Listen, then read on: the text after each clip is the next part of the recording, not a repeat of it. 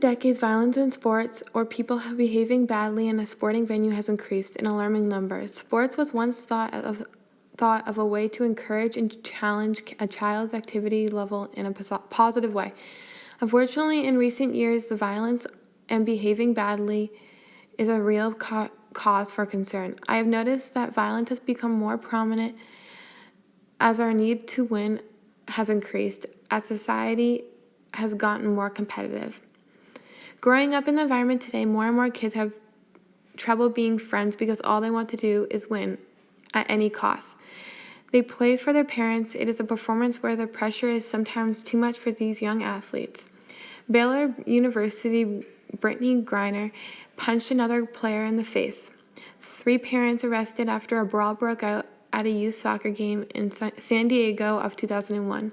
In 2004, 2 teachers in Alabama were arrested for fighting.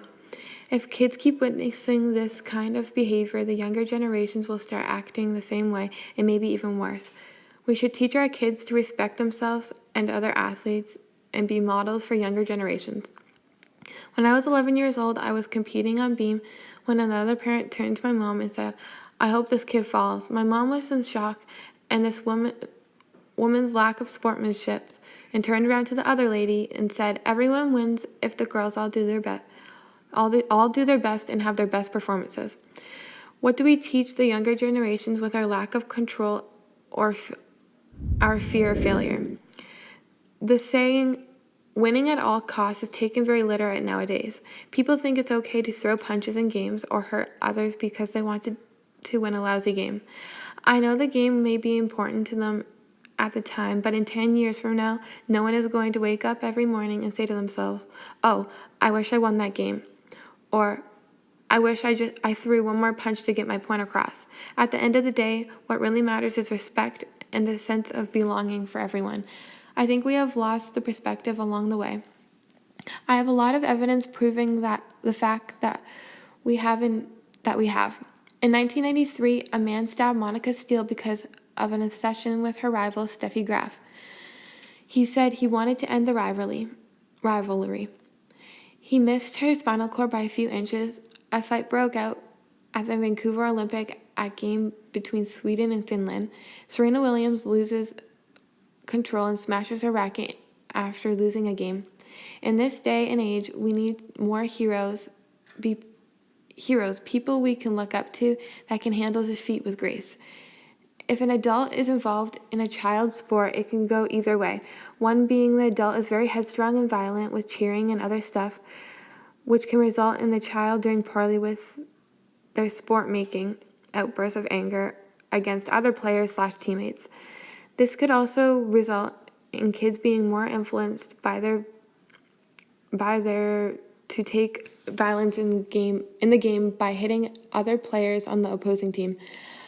When I go and watch my friend's hockey game, I remember some of the parents say to their kids, "Do better," or "hit him." I couldn't believe my ears that a parent or even a coach would say this. There are kids like me who are lucky to have strong adults in our life who don't result to anger or violence towards others when things don't go their way, but instead support us and encourage us to be and do better as human beings. My view on this is if you're upset, you're not the winner or on the winning team, then use the anger in a positive way. Work harder. Do not whine, do not complain, work harder. Spend more time alone. Joan Didion. George Orwell once said, Sports has nothing to do with fair play. It is bound up with hatred, jealousy, boastfulness, a disregard of all rules, and sadistic pleasure in witnessing violence. In other words, it is a war minus the shooting. We see the woman we look back to January 6, 1994, when skater Nancy Kerrigan was attacked by a hired hitman to make sure she was not able to skate in the Women's U.S. Championships.